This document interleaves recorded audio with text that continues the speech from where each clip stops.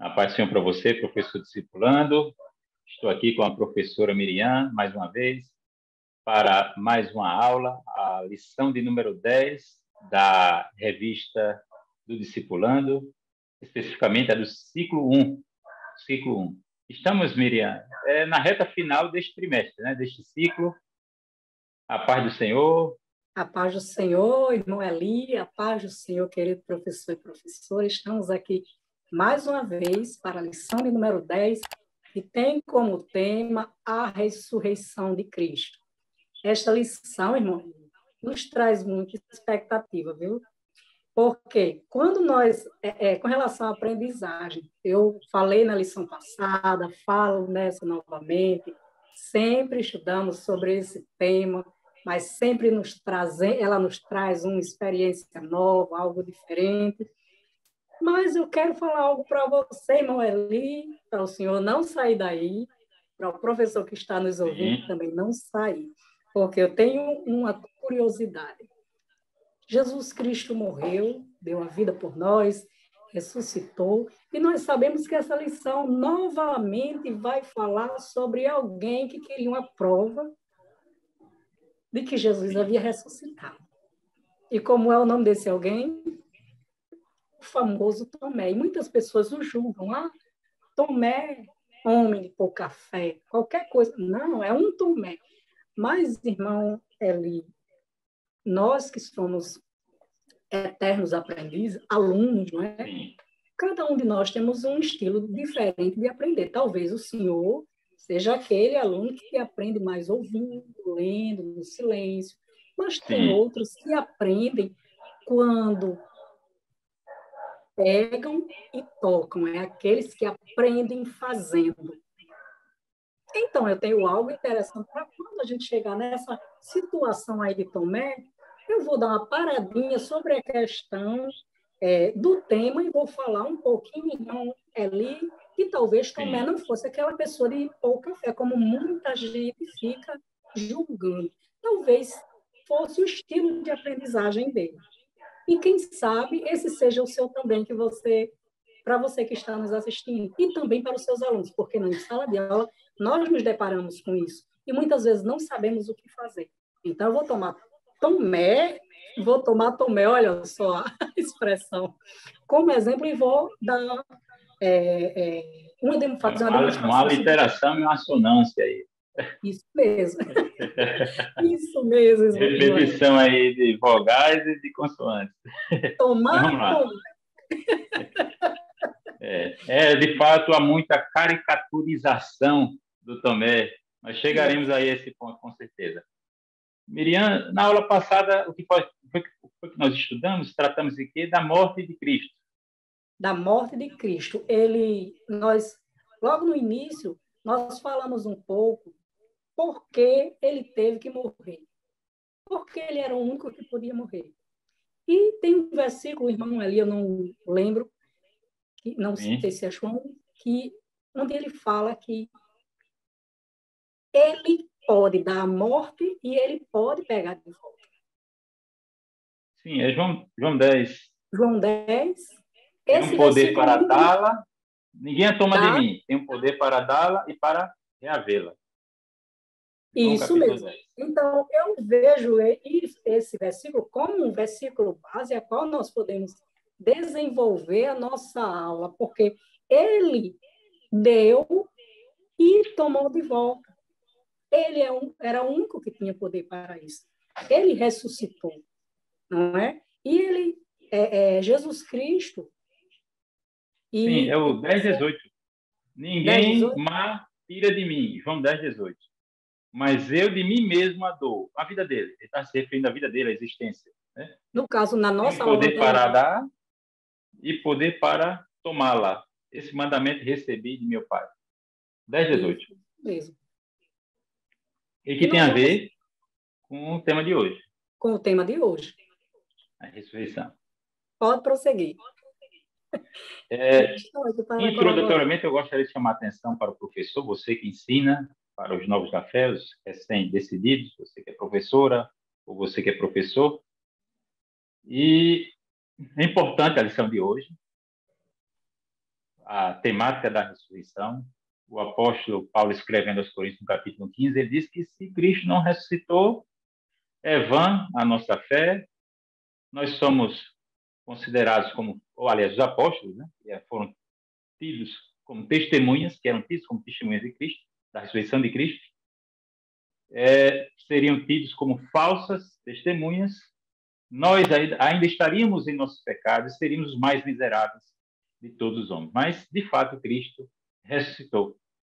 E então eu quero chamar a atenção de você, professor, e tenha esse cuidado de catalisar esse ponto na sua abordagem, em toda a discussão da próxima lição, né, da lição número 10, em relação ao caráter central dessa verdade da ressurreição, da historicidade da ressurreição e o verdadeiro significado à luz das Escrituras da ressurreição. Então, não é algo de só menos importância, não é um aspecto, um elemento dogmático que deva ser relegado a um aspecto, a uma dimensão secundária da fé cristã, da experiência cristã. Não, é algo fundamental.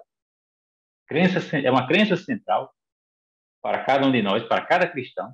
É inconcebível alguém se dizer cristão e não acreditar, não aceitar a ressurreição de Cristo. Ou seja, que Cristo venceu a morte morrendo, que foi o que nós falamos na aula passada, né? Ao invés de Deus fazer uma grande demonstração, um exibicionismo do atributo, da propriedade, da onipotência, pelo contrário, ele exibiu fraqueza. E mesmo em fraqueza, ele venceu a morte. Venceu o problema do mal, venceu o problema do pecado. E outra coisa, um segundo ponto, que eu já de cara chama a sua atenção, é a esperança, e eu quero aqui associar ou estabelecer uma identidade entre ressurreição e esperança. A esperança da ressurreição nunca fez parte do imaginário pagão, das crenças pagãs. Nenhuma outra religião, né? Assim como também não fala de graça, nenhuma outra religião, outro tipo de manifestação religiosa, independentemente da etnia, né? Fora do contexto da cristandade, nenhuma outra concebeu essa noção de ressurreição de que a Bíblia trata alguém que volta a viver para o mesmo corpo, né, ou com o mesmo corpo, para nunca mais morrer. Isso não faz parte da crença pagã, da esperança pagã, se é que existe algum tipo de esperança, né, de crenças, crendices, da expectativa e do imaginário religioso pagão. Isso é uma tradição fortemente ligada, indubitavelmente ligada à tradição judaico-cristã em todo. Então, tá certo? Noeli, O cristianismo é a religião da esperança. O que nós podemos falar sobre isso, sobre outras ressurreições que relatam na Bíblia. Já tratamos sobre isso em alguns estudos, que não houve ressurreição fora a ressurreição de Cristo. Lázaro não foi ressurreição, a filha de Jairo, dentre outros. Eles despertaram do sono da morte. E isso porque eles despertaram para morrer de novo. E Cristo, ele ressurgiu para nunca mais morrer. Tanto que não é a mesma palavra no grego, que é anastasis. Isso. A palavra para ressurreição. Você não encontra lá no contexto de Lázaro, no contexto da filha de Jairo. E nem quando Lázaro, o filho da viúva de apesar Naim todos foram, digamos, vivificados, é porque no português seriam palavras sinônimas, né? Ressurreição, vivificação, ou alguém que é redivivo, ou seja, ressuscitado, mas ressurreto, a palavra ressurreição, e alguém que é tido como ressurreto, só Jesus. Só Jesus. E a palavra é essa aí que eu citei ainda há pouco, então, né? outra Ela é muito específica. Outra E curiosidade. também os exemplos do Antigo Testamento. É importante observar também esse detalhe, como o senhor mesmo falou, além de conhecer, o Espírito Santo também nos revela, porque algumas pessoas que não têm o conhecimento tão profundo, me refiro às doutrinas teológicas, curso, né? Eles observam esses detalhes e eu muitas vezes fico observando, assistindo as pregações, e os pregadores dizendo, olha, não foi ressurreição, eles despertaram assim, com palavras claras, que as pessoas podem entender, eles despertaram do sono da morte. Eles reviveram, voltaram para a vida, mas morreram novamente. Mas Cristo, ele não ressuscitou, voltou da morte. Ele não voltou para morrer novamente. E sim, é o que continua vivo até hoje. Então, foi verdadeiramente um milagre da ressurreição, como o tópico 1, né? Ressurreição de Cristo, que foi o evento mais importante da história da humanidade. Sim.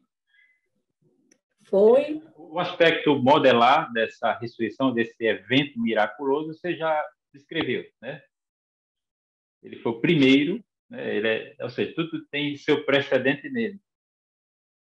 A ressuscitar para nunca mais morrer. E o interessante, Miriam, é que falar. Assim, você não tem uma explicação melhor a não ser apelar para o milagre, tentando explicar o que aconteceu. Qual a explicação que você teria para a tumba vazia? Não tem outra explicação, a não ser ressurreição. Os discípulos esconderam, vamos aqui conjecturar um pouco. Os discípulos esconderam um pouco. Você tem a discussão quando os guardas, né, estiveram perante as autoridades religiosas e tal, relatando o acontecido. Aí eles disseram, não, vocês estavam dormindo e os discípulos foram lá e roubaram. Mas se eles estavam dormindo, como eles poderiam identificar? Seriam capazes de identificar os discípulos. Não estavam dormindo? Então não teriam como saber. E outra coisa, irmão Eli. E outra coisa, se eles não estavam dormindo, e se viram que eram os discípulos que roubaram, por que deixaram roubar? Guardas, a elite, entendeu, da militar romana, vigiando a tumba ali. Outra situação. Se estavam dormindo, porque a pedra é muito pesada, né? Se estavam dormindo, uma pedra muito pesada. Aí vem os discípulos para roubar o corpo de Cristo. O barulho que ia fazer, que sono profundo, que eles não iam acordar com aquele tremendo barulho. Quer dizer, isso aí não dá para imputar aos discípulos, né? Aí, por exemplo, se os discípulos esconderam, a única forma diga aí, os contemporâneos dos discípulos, os inimigos, né, da fé cristã, poderiam. A única forma de desfazer esse embuste seria encontrar o corpo de Cristo para o cadáver de Cristo para desmentir os discípulos. E por que isso não aconteceu? Isso nunca aconteceu. Aí, não, o corpo de Cristo foi jogado numa vala qualquer, entendeu? Com outros crucificados. Né? Tudo isso era fácil de você provar esse tipo de levantamento. Né? Aí, olha só, diga que oportunidade para frustrar e envergonhar a comunidade primitiva. Né? Vocês estão dizendo que Jesus ressuscitou, mas está aqui o corpo. Mas cadê o corpo?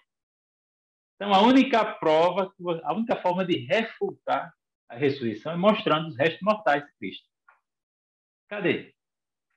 De que é feito, né? Onde está? Tá certo? Então, isso aí está fora de cogitação. E outra coisa, por que mais de 500 pessoas, né? E outra coisa, os mártires ao longo da história do cristianismo? Porque alguém poderia dizer, não, foi uma alucinação visual dos discípulos. Tudo bem, se atribui isso a um número reduzido de pessoas, mas por que uma multidão de gente viram Jesus ressurreto?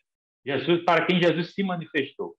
Então, a alucinação coletiva, isso nunca foi diagnosticado na tradição da psicologia nem da psicanálise.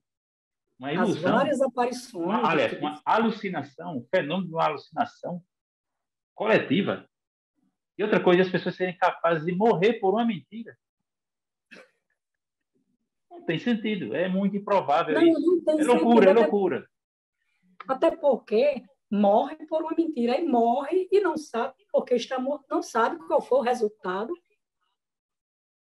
Bom, benefício não trouxe nenhum, mas morrer por uma mentira. Mas olha só, irmão, o que me chama a atenção aqui, Jesus morre, ressuscita, mas os discípulos não sabem que Jesus Cristo ressuscitou. Olha a situação, para onde nós vamos sem o Mestre? Eu imagino que eles estavam como se estivessem numa estrada, num caminho, um cruzamento, norte, sul, leste e oeste, para onde nós vamos? Para onde nós iremos? Como nós iremos viver sem o Mestre? Vamos viver, retomar as nossas vidas como nós já estávamos trabalhando antes do Mestre, mas agora nós não temos mais o Mestre. Vamos retomar a nossa vida. Aí, quando Jesus surge, quando Jesus aparece, porque às vezes, como falamos, é um milagre de vida, um milagre de direção, um milagre da salvação, e através da ressurreição de Cristo, como o senhor mesmo falou ainda há pouco,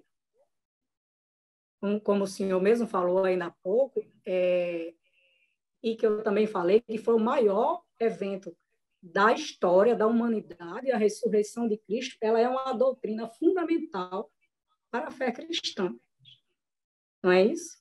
O senhor também falou, eu quero só reforçar, que sem a ressurreição de Jesus, não haveria evangelho.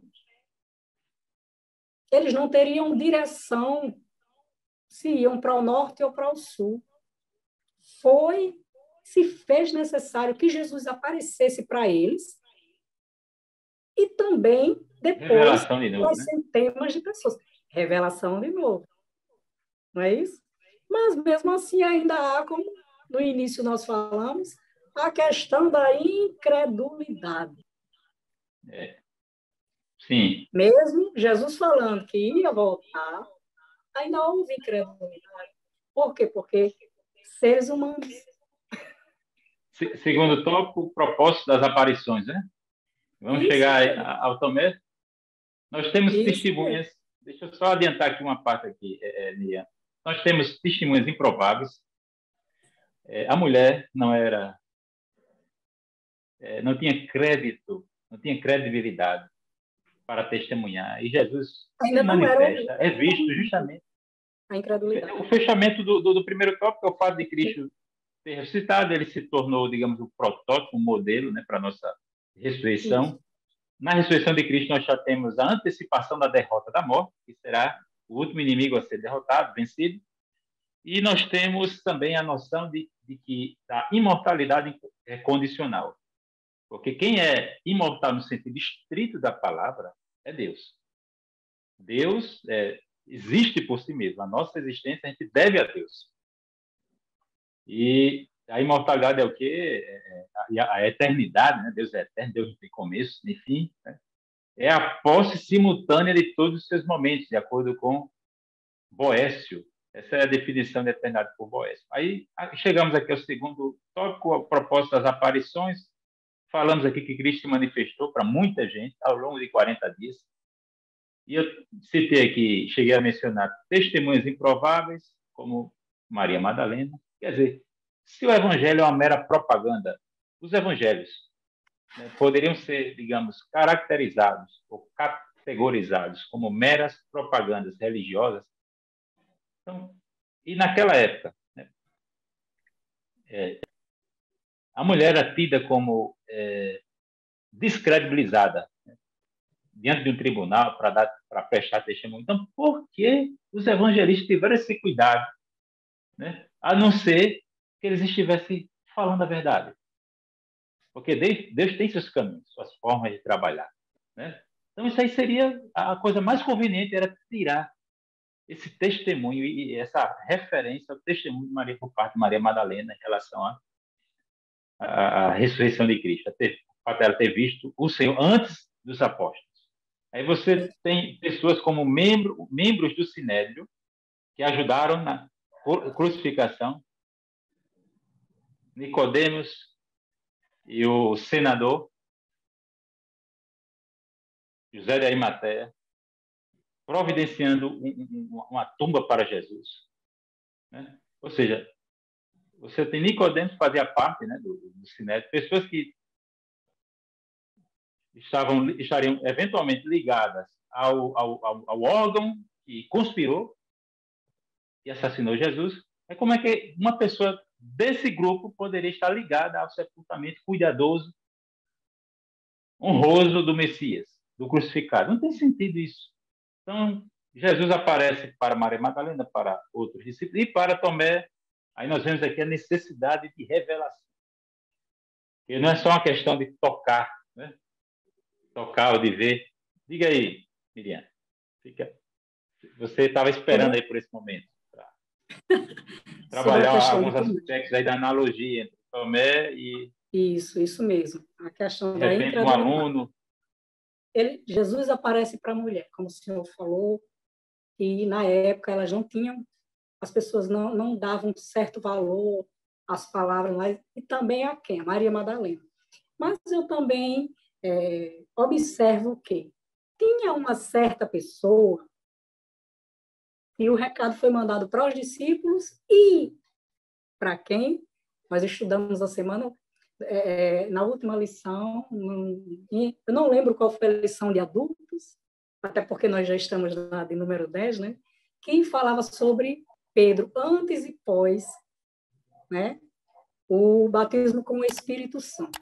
Mas o recado foi para os discípulos e para Pedro. Nós vemos aqui uma valorização de pessoas que muitas vezes são desprezadas. Aí foi valorizado quem? Maria Madalena e Pedro, também, que o nome diz que havia negado Jesus. Para vermos como o Senhor, ele nos ama. Pedro negou Jesus. Maria Madalena, nem falo em sua vida anterior, né? Mas o Senhor, ele ama a todos nós, e isso aí também foi um detalhe para se dizer, olha só a prova de amor de Cristo, não é mesmo? Mas com relação à incredulidade a respeito da ressurreição de Cristo, que Cristo estava por trás da incredulidade de Tomé. Ele não era o único incrédulo. Os outros discípulos, eu acredito que eles também não estavam acreditando. Acontece que Tomé foi o único corajoso. Talvez ele não tenha sido uma pessoa de pouca fé, mas sim aquele que teve coragem de se manifestar. Olha só, como eu já falei, cada um de nós vamos não fugir do assunto, voltamos já para ele, nós vamos falar só um pouco aqui da questão do pedagógico, rapidinho. Existem estilos de aprendizagem, e um deles é o analítico, é aquele que aprende mais com o tradicional, que ele gosta de ouvir, ver, gosta de estudar no silêncio, estudar sozinho, ele é analítico. Temos também o pragmático. O pragmático é aquele que aprende quando vê, quando toca, quando faz. Tipo, muitas vezes as crianças, a mãe diz, olha, na escola também, não coloque a mão na tomada, porque você vai levar um choque. Ela vai lá, coloca a mão na tomada para ver como é um choque. Outra questão do estilo de aprendizagem pragmático também são, até muitas vezes, irmão, ali, obreiros dentro da igreja, que às vezes nós não entendemos por que eles caíram no mundo. É o estilo de aprendizagem, muitas vezes, pragmático. Ele vai lá, sofre, apanha, depois volta, como a parábola de quem? Do filho pródigo. Ele precisou ir, conhecer, sofrer na pele para voltar com o aprendizado. Então, Tomé pode ser, ele poderia ter, eu não sei, ele poderia ser um aprendiz pragmático. porque ele pediu para ver, pediu, não é isso? Ele disse, olha, aqui, quero ver as marcas, quero tocar. Isso.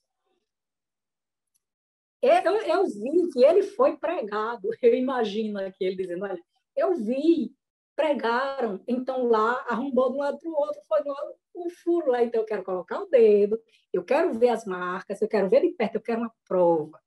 Então, esse aí é o aprendiz pragmático.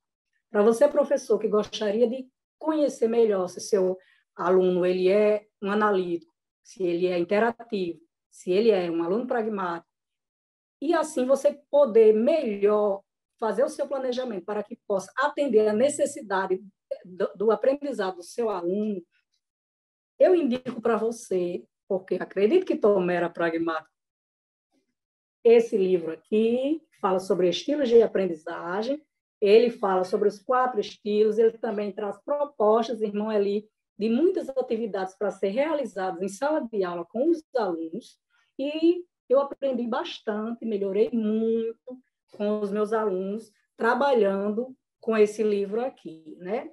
Nós também trabalhamos muitas palestras, realizamos palestras nos setores, com esse assunto, viu? E era isso que eu queria falar. Agora nós vamos voltar. O nome do livro é Estilo de Aprendizagem, a editora é a CPAD, e o valor dele é um valor bem acessível.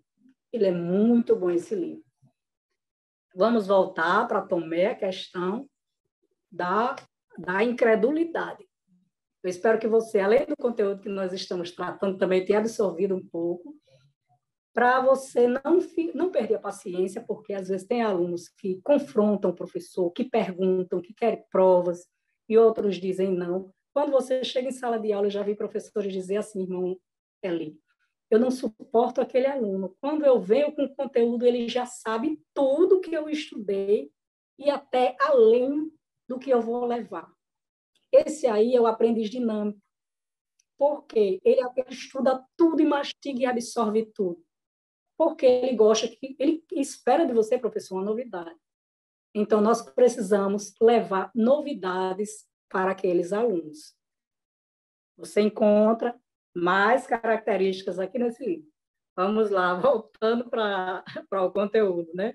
Como eu já falei, havia falado, Tomé, ele não era o único incrédulo com relação à ressurreição de Cristo. Ele foi ousado, ele expôs a sua dúvida, mas ele se destacou como homem de pouca fé, como já falamos, até os dias atuais. Mas o que eu gostaria de falar sobre isso, irmão Eli, com relação a essas dúvidas que os discípulos tiveram e talvez eles não perguntaram. Eu queria, talvez não, eles não perguntaram nada, ficaram calados. Eu queria lhe ouvir com relação a isso. Porque Tomé, nós já sabemos que ele foi ousado, ele perguntou, mas e os outros? Porque muitas vezes, irmão Eli, nós estamos esperando uma palavra do Senhor, o Senhor fala conosco através da palavra, muitas vezes usa profeta, porque existe profecia, sim, e é uma dádiva de Deus, um presente do Espírito Santo, né? Mas muitas vezes nós ainda queremos prova. Aqui dentro do coração, calados, não nos manifestamos, mas ainda queremos provas. E eu acredito que era isso que estava acontecendo no coração daqueles discípulos. Mas não tiveram coragem de se manifestar, mas o Senhor conhece o coração de cada um de nós. Eu queria lhe ouvir uma opinião com relação a isso aí. Outro evangelista, além de João, a Bíblia diz, traz a referência de que Jesus lança em rosto a incredulidade deles. Aí está lá, no plural. Deles. Então, você tem essa referência nos sinóticos. No Evangelho de João, você tem esse drama de Tomé. E o interessante é que Tomé diz assim, de fato, existe um componente de incredulidade, de ceticismo, de descrença em Tomé, porque Jesus disse, não seja incrédulo, mas crente. Jesus chega depois a dizer para ele, não seja incrédulo, mas crente. Então, de fato, ele experienciou ali uma incredulidade em um determinado nível, e é claro que isso tem a ver com a sua constituição, com o seu temperamento, com o seu modelo de aprendizagem, poderia sim fazer, digamos, esse tipo de leitura, hoje, né, com mais ferramentas.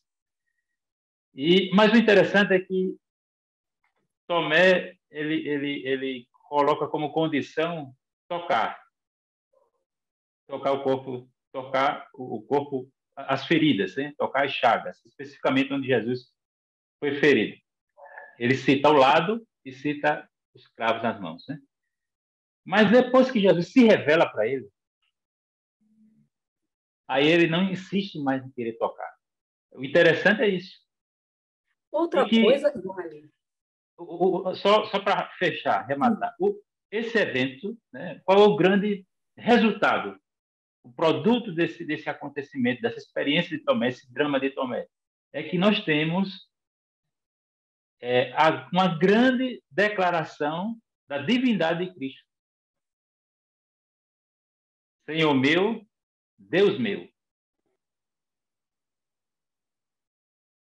Né? Proferido por Tomé, ou seja, um reconhecimento da divindade de Cristo.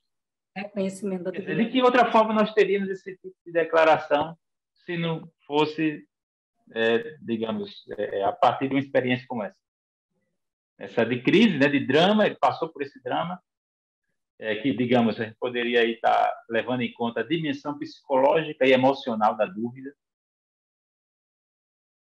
A dúvida não se reduz a um dado intelectivo, meramente informacional. É algo existencial para Tomé.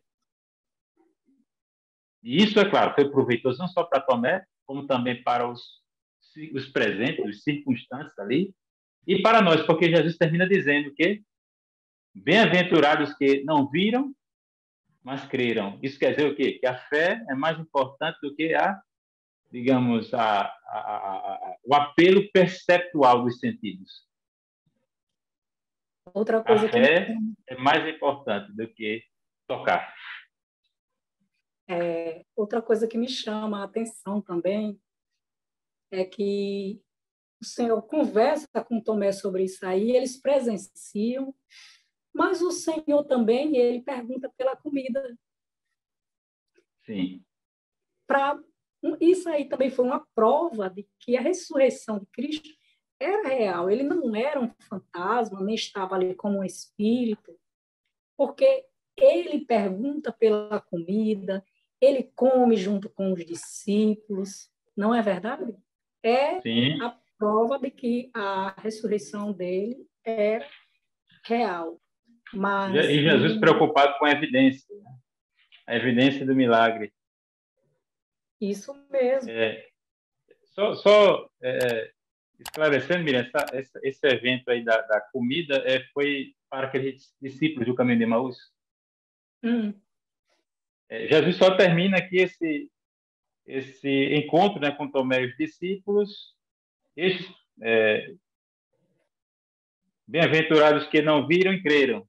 E creram. Aí João ele segue fazendo um comentário. Jesus, pois, operou também em presença dos discípulos também muitos outros sinais que não estão escritos nesse livro. Agora, é claro, no capítulo seguinte nós temos os discípulos que tinham ido pescar depois desse acontecimento. E Jesus novamente os surpreende com o milagre de uma pesca maravilhosa e come diante deles, né? A refeição já estava pronta ali na praia, né? Mas especificamente para os discípulos que vinham, né, no caminho de Emaús. Jesus come diante deles, né? Contaram toda a história e não reconhecem o mestre. Vede as minhas mãos, Lucas 24, 39. Vede as minhas mãos, os meus pés, que sou eu mesmo, tocai-me e vede, pois um espírito não tem carne nem osso, como vedes que eu tenho. E dizendo isso, mostrou-lhes as mãos e os pés, e não crendo eles ainda, por causa da alegria, olha só, um fator aí afetivo, né, emocional, por causa da alegria, e estando maravilhados, disse-lhes, tens aqui alguma coisa que comer? Pronto, é no registro de Lucas. que você tem essa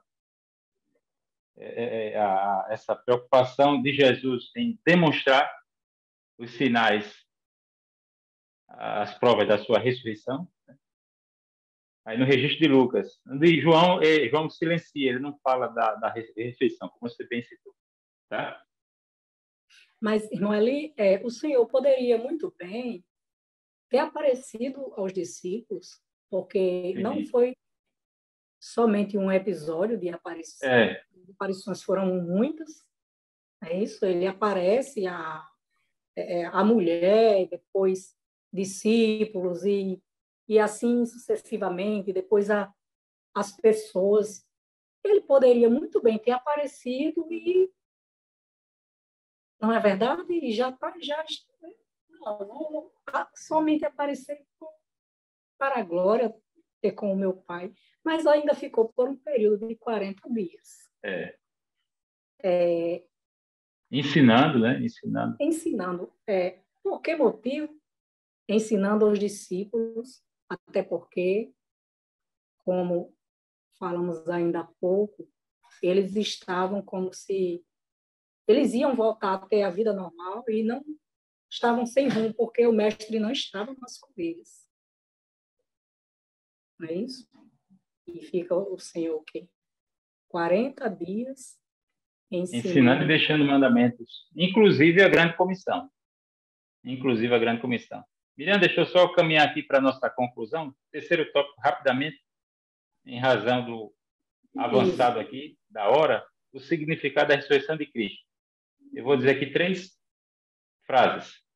Exaltação de Cristo é o significado da ressurreição, né? Porque ele, desde a encarnação, ele vinha, você tem a humilhação de Cristo, até ele descer a cova. Ali é o nível máximo de humilhação.